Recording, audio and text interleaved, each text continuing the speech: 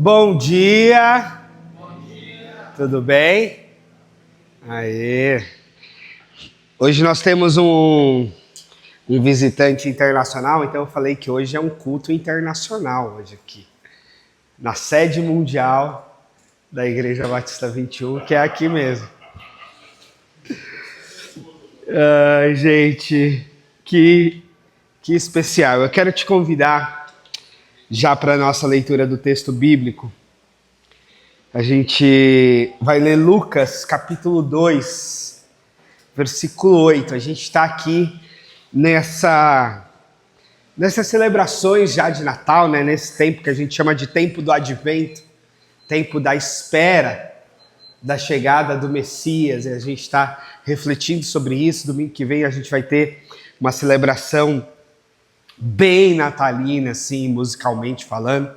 Muito embora hoje essa mesa tá linda, para a gente partilhar a ceia daqui a pouco. E também a mesa é tão simbólica na nossa fé, é tão especial. Essa semana,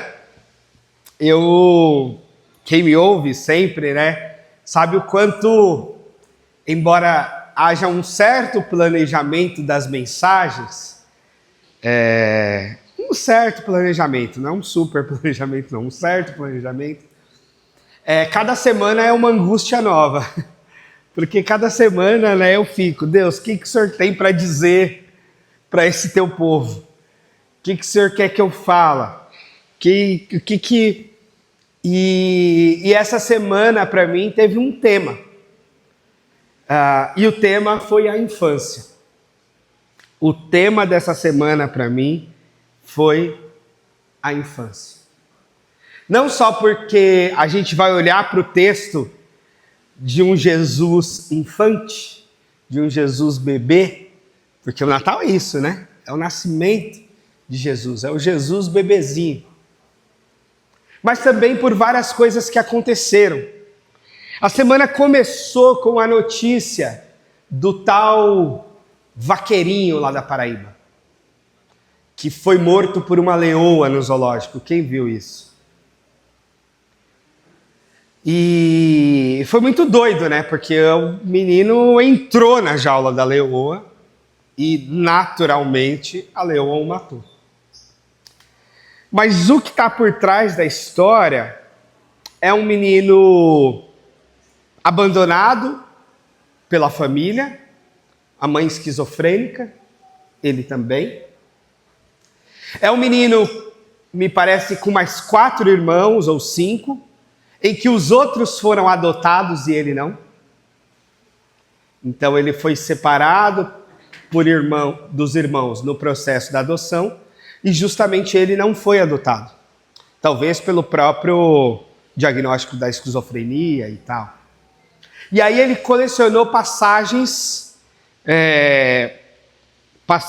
de pequenos delitos. Ele foi preso 16 vezes. Mas ele foi preso porque ele tacava pedra na viatura da polícia. Ele foi preso porque ele entrava numa loja de brinquedo e roubava um brinquedo. Os agentes carcerários que certa vez cuidavam dele falaram que negociavam o comportamento dele com chocolate, com alguma coisa assim. Era o jeito de negociação. Era uma criançona. E aí ele não ficava preso.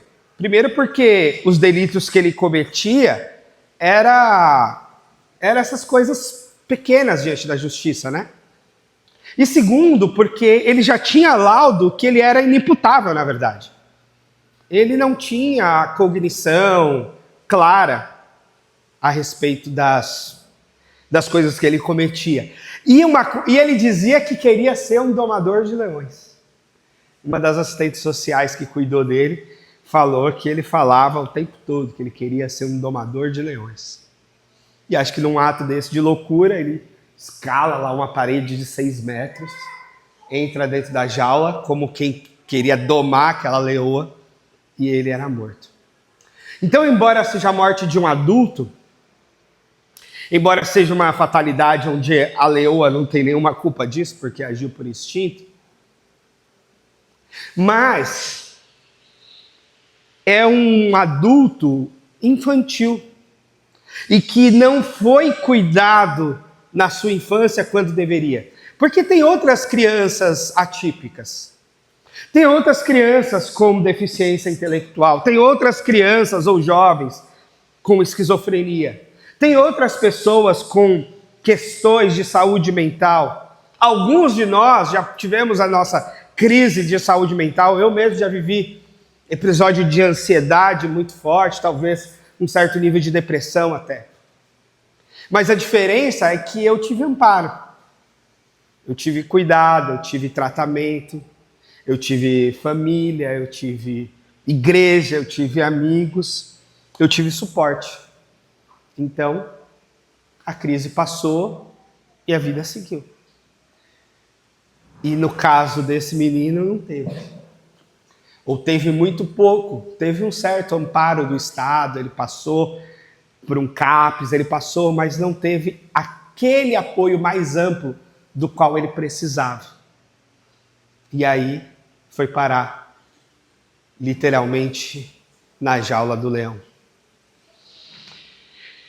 Também eu fiz uma imersão essa semana em uma das instituições que cuidam de criança no nosso Brasil, a Child Fund, uma instituição de mais de 60 anos, está em mais de 60 países, e eu visitei um dos projetos da Child Fund na região metropolitana de Belo Horizonte, lá em Vespasiano.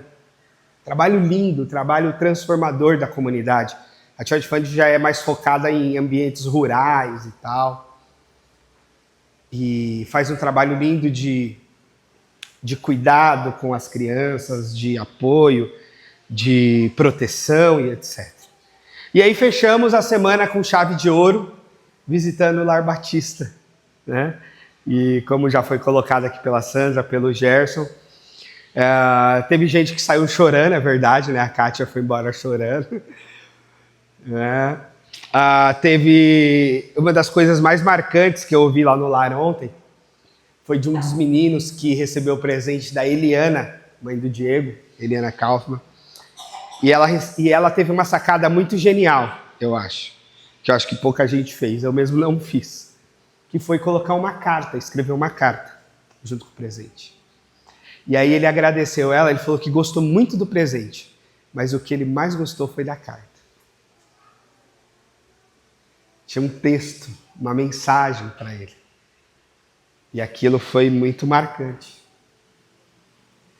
Então, esses elementos de humanidade, esses elementos de cuidado, de afirmação, de visitação e, de toda forma, de proteção da infância, esse é um tema nosso aqui como igreja.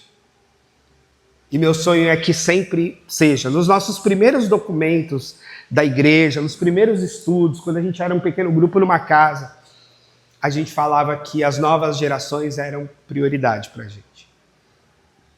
E continuam sendo. A gente só vai identificando esses desdobramentos, né? Mas continua sendo. As crianças, os adolescentes, que ainda temos poucos, mas estão chegando, os jovens, as novas gerações são prioridade. Porque são sementes para a eternidade que a gente vai lançando e que a gente vai cuidando.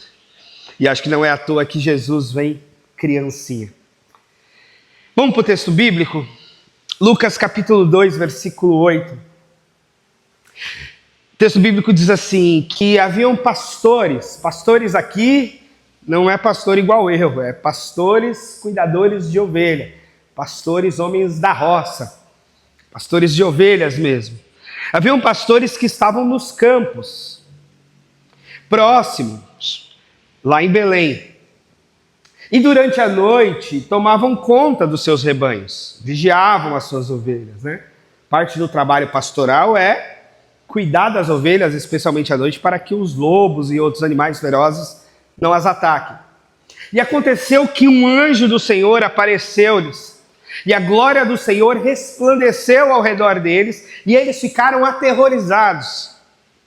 Mas o anjo disse: não tenham medo, estou lhes trazendo boas novas de grande alegria, que são para todo o povo.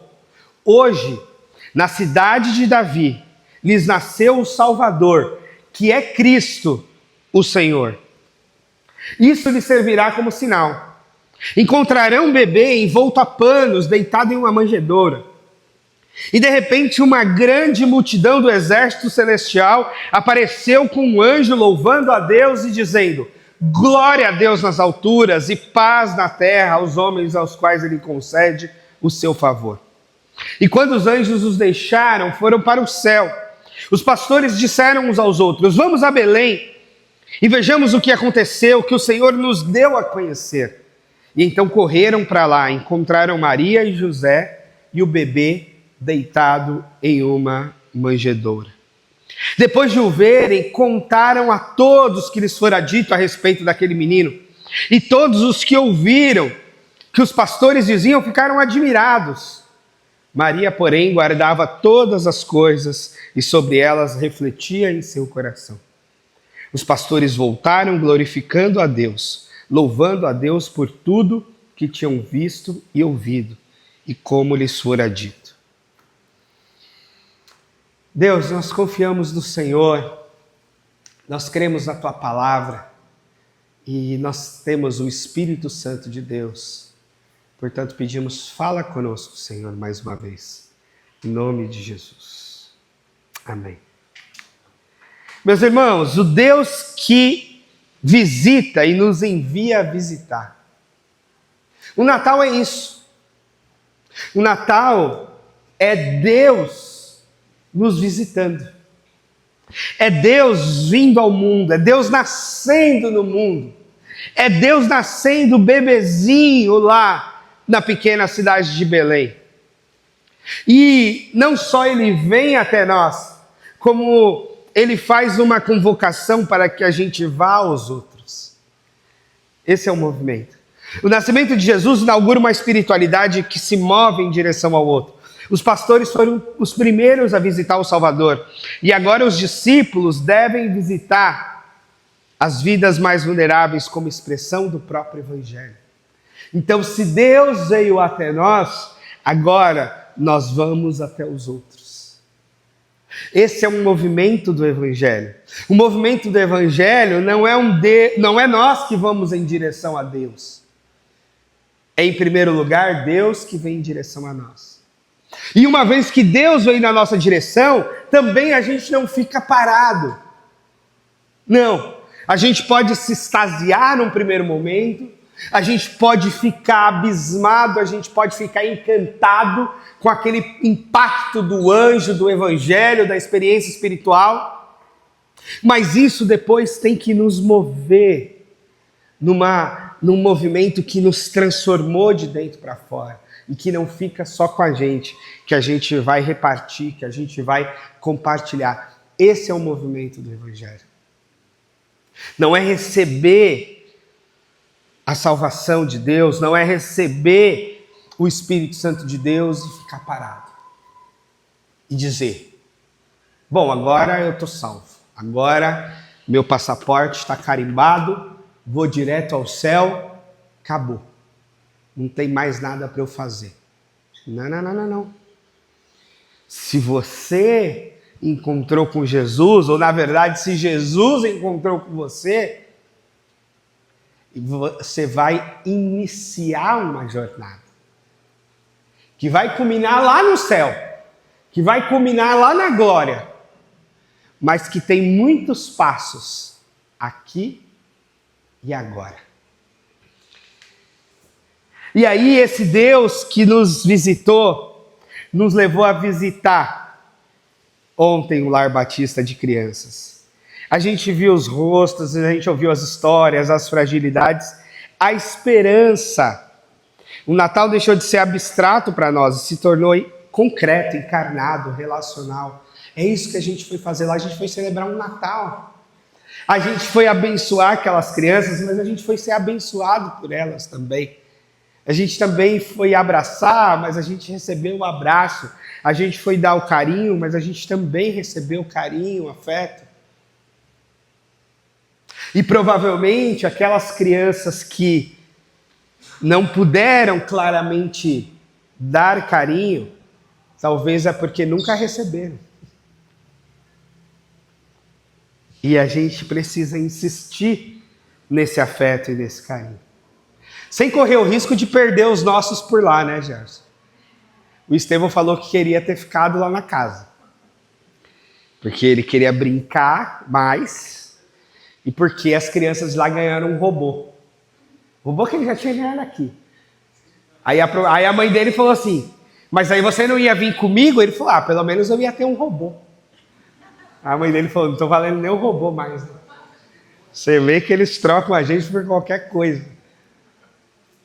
Mas essa coisa de brincar, de interagir. E lógico, ele pensou numa casa com muitas crianças, onde ele ia brincar 24 horas por dia, né? Então essa é a lógica. Muito embora ele brincou com os amigos dele, né? Com o Gustavo, com o Pedro, com o João. Mas essa coisa de estar junto, dessa visitação, desse vir na direção, é muito, muito especial. Muito, muito abençoador. E são passos, irmãos, e são coisas que a presença é marcante. Eu sou muito grato pelas pessoas que mandaram um presente. Eu sou muito grato pelas pessoas que deram alguma oferta. Aliás, os lanches, né, foi uma oferta do Natal do ano passado, aqui na igreja. Mas nada como estar lá. Porque quando você dá o presente, você abençoa a criança lá. Tenho certeza que sim. Mas se você vai, você é abençoado. É diferente. É muito diferente. A história dos pastores aqui marca um movimento dos pastores que foram ver Jesus, e os pastores eram muito pobres. Então perceba que eles não levaram nada para Jesus. Lembra da visita dos 3 reis magos? Foi uma visita com presentes, né? Provavelmente eram ricos. Ouro, incenso, mirra. Os pastores não levaram nada, eram só eles. Eram só eles. Então, antes dos presentes, da música, da manjedoura iluminada, dos cartões de Natal, o Natal é visita. Deus visitando o mundo, a gente visitando as crianças. É assim. Pense aí nesses pastores. Gente à margem, gente desprezada socialmente, gente pobre. Ovelha não é cheirosinha, ovelha é um bicho meio fedido. E os pastores que vivem no meio delas, também. Então, os pastores não tinham nada para dar de presente. Mas eles recebem essa visitação do anjo, como que pessoas à margem da sociedade, vivendo essa experiência espiritual. E aí, diante da vida dura que eles têm, rotina noturna para cuidar das ovelhas, não tinham convites para festas religiosas, nem para nada, porque eles eram pobres, porque eles fediam ovelhas, porque eles tinham que trabalhar dia e noite. Deus escolhe exatamente essas pessoas para se revelar e para anunciar. Deus inaugura o Natal e começa por aqueles mais esquecidos. E eles vão visitar Jesus. Eles vão visitar Jesus com presentes, com as mãos cheias? Não, eles vão visitar Jesus sem nada. Mas eles vão. Mas eles vão lá adorar. Eles vão lá. Tem os pastores que gostam de extorquir as pessoas, falam que você não pode visitar Jesus sem nada, né? Você sempre tem que trazer uma oferta. Mas esses aqui foram sem oferta. Eles foram eles. E eu penso que antes da gente dar a oferta, a gente tem que dar a gente mesmo. A oferta é uma bênção.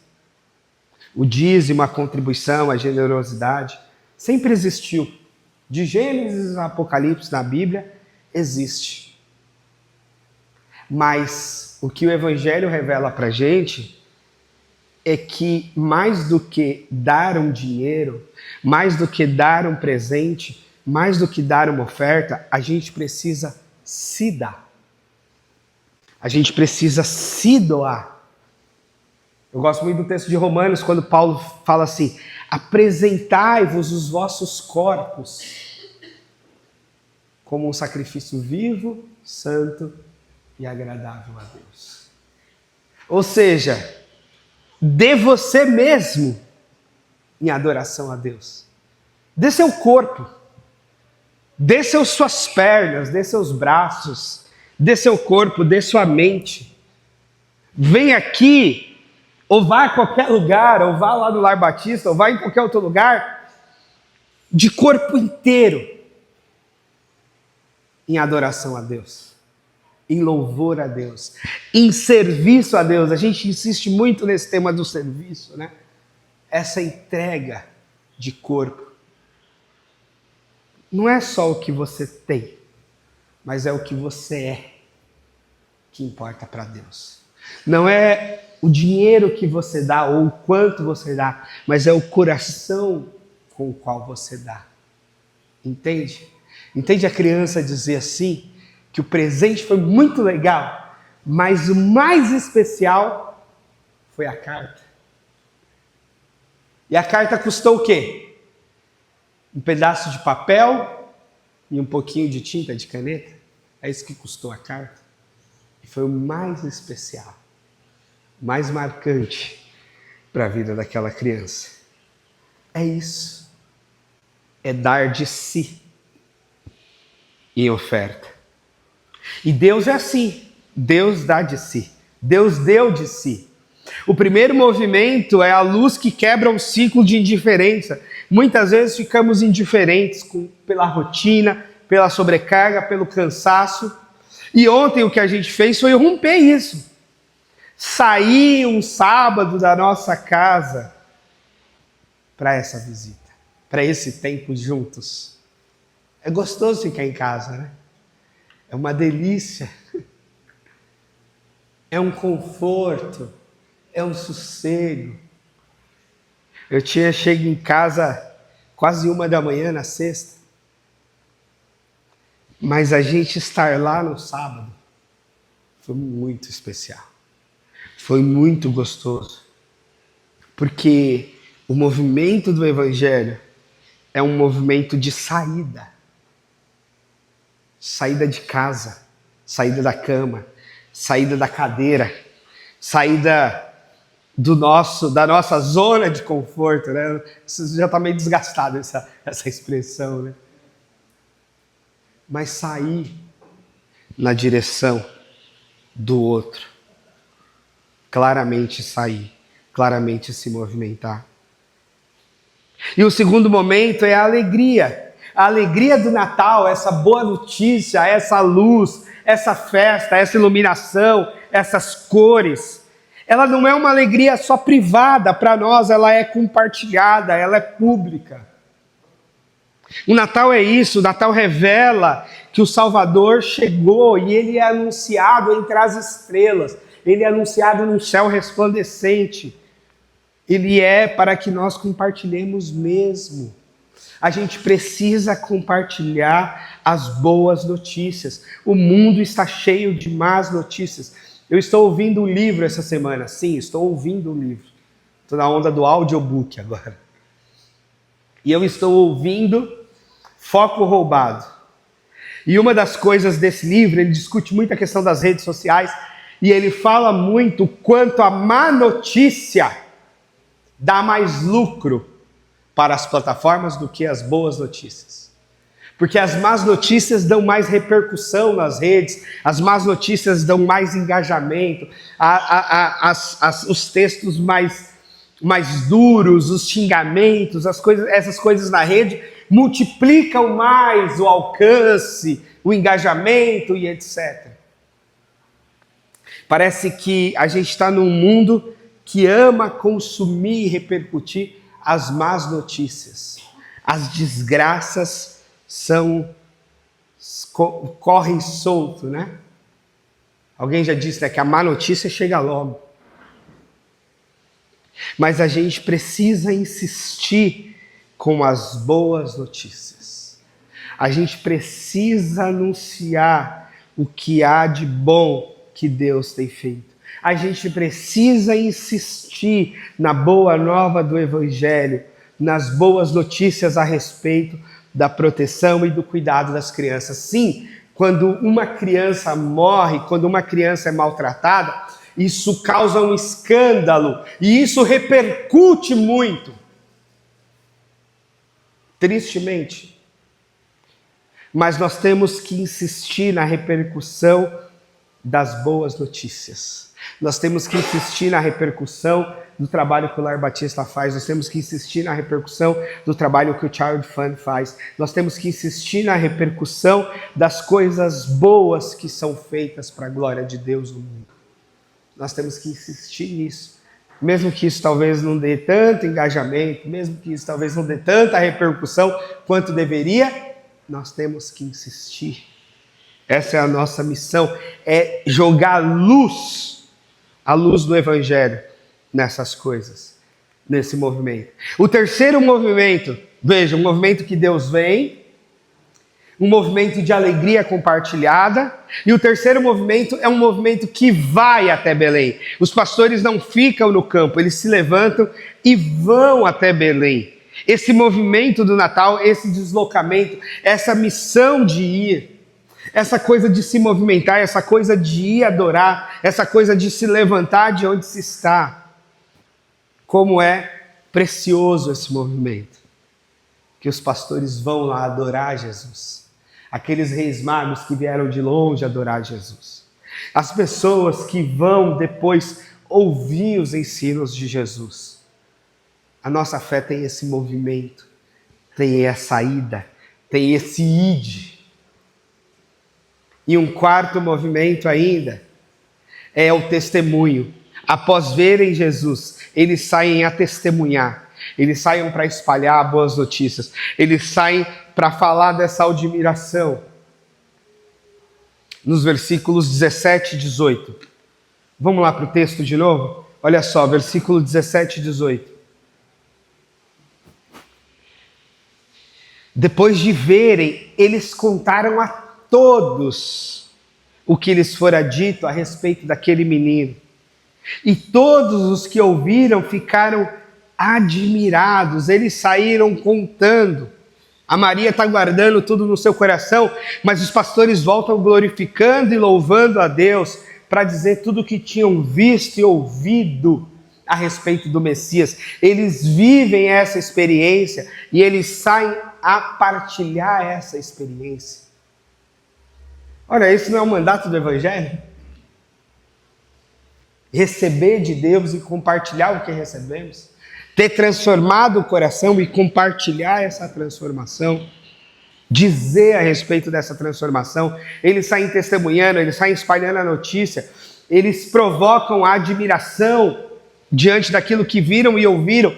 E esses níveis, há um nível interior de transformação. O nosso coração muda nesse encontro com Jesus. Há um nível relacional. Eles compartilham com outras pessoas ao seu redor aquilo que eles viveram com Jesus. E há um nível social. A comunidade ao redor é impactada pela presença de Jesus. Mesmo que os malvados vão se movimentar também, né? Herodes manda matar um monte de bebezinho. Sim, a gente sabe disso. Existe um reino de trevas, mas isso não deve nos encolher e nos amedrontar. A gente deve ir e anunciar a boa notícia de que sim, o Salvador nasceu.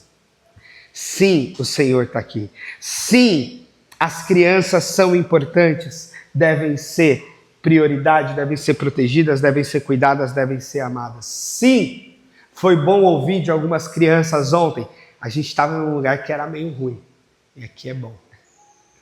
Aqui é legal. Sim, a gente agradece a Deus o testemunho público que o Lar Batista dá. Porque cumpre bem a lei, cuida bem das crianças. Essa é uma bênção e a gente precisa repercutir. A gente precisa dizer, a gente precisa anunciar, a gente precisa publicizar isso e dizer que tudo isso vem calcado, alimentado, alicerçado na nossa fé. na forma como a gente crê em Jesus, na forma como a gente lê a Bíblia, na forma como a gente se encontrou com o Evangelho de Jesus. E é por isso que fazemos o que fazemos e por isso que somos quem somos. É por conta disso. Um quinto movimento é volta para casa com outros olhos. Se o Natal for real, nós voltamos para casa enxergando diferente, sentindo diferente, agindo diferente. A visita não acaba quando a gente volta, ela continua dentro de nós. A igreja deve ver como quem voltou transformado. A igreja é um instrumento de Deus para a transformação do mundo. A igreja vivenciou algo novo da parte de Deus e volta com essa experiência, com essa novidade. E caminha nesse espírito, nessa novidade. Por fim, meus queridos, eu quero te provocar a pensar nessas perguntas aí. Quais são as vidas que Deus está te chamando a visitar? Né? Aproveita essa fase. Aproveita esse momento de Natal. Quem sabe é um momento de visitar alguém meio isolado, meio perdidão. Esses dias eu visitei um amigo no hospital. Um amigo que compartilhava da nossa fé, que uns tempos atrás falou para mim que não compartilhava mais da fé, que não acreditava mais em nada disso. De evangelho, de Deus, de Bíblia, de Jesus. Mas a filhinha dele, recém-nascida, deu uma parada cardíaca. E aí eles foram parar no hospital. E aí ele me escreveu, falou assim, seria importante você vir aqui. Pela minha esposa. Foi claro. E foi boa aquela visita. Foi bom encontrar aquele bebezinho vivo, orar. É bom saber que o bebezinho está bem, já voltou para casa. É bom a gente poder visitar, socorrer, abençoar, reconciliar com as pessoas. Que decisão você precisa tomar para que a sua visita continue gerando bons frutos? Sim, a sua presença na sua casa, a sua presença na casa de alguém, a sua presença num quarto de hospital, a sua presença num almoço de trabalho, precisa gerar bons frutos. A sua presença precisa trazer bons resultados. Por quê? Porque você é o sal da terra, você é a luz do mundo. Esse foi o texto que a gente leu ontem no Lar Batista. Você leva consigo o Espírito Santo de Deus. Você leva consigo a marca de Jesus, o sangue do Cristo derramado. Então você chega e você tem que abençoar, você tem que gerar bons frutos, você tem que causar um bom impacto pela sua simples presença naquele lugar, naquela casa, naquele hospital, naquele trabalho, naquela escola. E como essa missão pode se tornar parte da nossa identidade espiritual como igreja? Aí é o nosso desafio. O movimento de ontem precisa ser parte da nossa identidade. Aliás, deixa eu te dizer, porque tem muita coisa acontecendo nesses dias. Hoje, provavelmente, eu vou sair daqui para almoçar com a Associação Casa. A Associação Casa é uma instituição que tem a sua sede aqui na Cachoeirinha e que tem trabalhado com imigrantes venezuelanos, agora também bolivianos, e é uma entidade focada em abraçar imigrantes de diversas partes do mundo com necessidades diversas. É uma instituição social liderada por um pastor amigo, Tércio, e que é uma bênção no acolhimento. E lembra que a Bíblia falou? Acolham os estrangeiros como se vocês fossem. Pois é, hoje vai ter o Natal deles lá. Semana que vem tem um outro Natal. do Instituto Vidarte, uma ONG aqui da região que a gente tem apoiado pontualmente, que faz um trabalho lindo também, educacional, com crianças, com adolescentes, com mulheres, de empreendedorismo social e por aí vai. Esse engajamento missionário, missional da igreja, precisa ser cada vez parte da nossa identidade, do nosso movimento. Eu sempre sonhei e continuo sonhando, e acho que estamos realizando esse sonho como igreja, que é uma igreja que se junta para a adoração, mas que também se espalha para a missão. E vive esse duplo movimento. Se junta para a adoração. Eu amo ver a igreja cheia, uma adoração envolvente, um louvorzão. A igreja junta para a adoração. Mas amo também quando a igreja se espalha em missão. Quando a igreja sai no sábado, sai no domingo, sai na segunda, sai na terça, sai na quarta, sai na quinta, sai na sexta, em missão. Esse é o movimento da igreja. Esse duplo movimento de se juntar para a adoração e se espalhar para a missão. Isso tem que ser parte da nossa identidade espiritual. Parte sua e parte minha.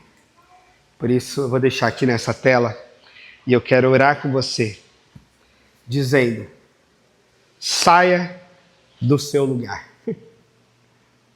Vai na direção de alguém. Vai. Vai na direção daquele familiar meio distante e desgarrado. Vai na direção de uma instituição que está com gente lá meio abandonada. Vai na direção daquela pessoa que mais precisa. Não se contente em trocar presentes. Trocar presentes é bom, né? Dar presente e receber outro. Mas considere dar presente para quem você sabe que não vai receber de volta. Porque Jesus fala, né? Se a gente dá o presente para alguém e recebe de volta, a gente já recebeu a nossa recompensa. Mas quando a gente dá e não recebe de volta, a gente tem uma recompensa melhor. A gente tem uma recompensa de Deus. Então considere nesse Natal dar presente para quem não vai poder te retribuir. Considere que você precisa gerar frutos onde você está. E considere se engajar com a gente como igreja. Se engajar aqui no domingo na adoração. Mas se engajar lá fora nos outros dias em missão. Nesse movimento duplo da Igreja do Senhor. Amém? Pode ficar de pé. Obrigado, Senhor. Obrigado por nos visitar. O Senhor nos visitou. Natal é a tua chegada, a tua visita para nós. E nos leva a visitar outros, Senhor. Nos leva a abençoar outros. Nos leva a esse verdadeiro sentido do Natal nesse mundo. De forma a abençoarmos, a iluminarmos tantas outras pessoas no mundo. Nos use, Senhor, para a tua glória. Em nome de Jesus. Amém. Amém.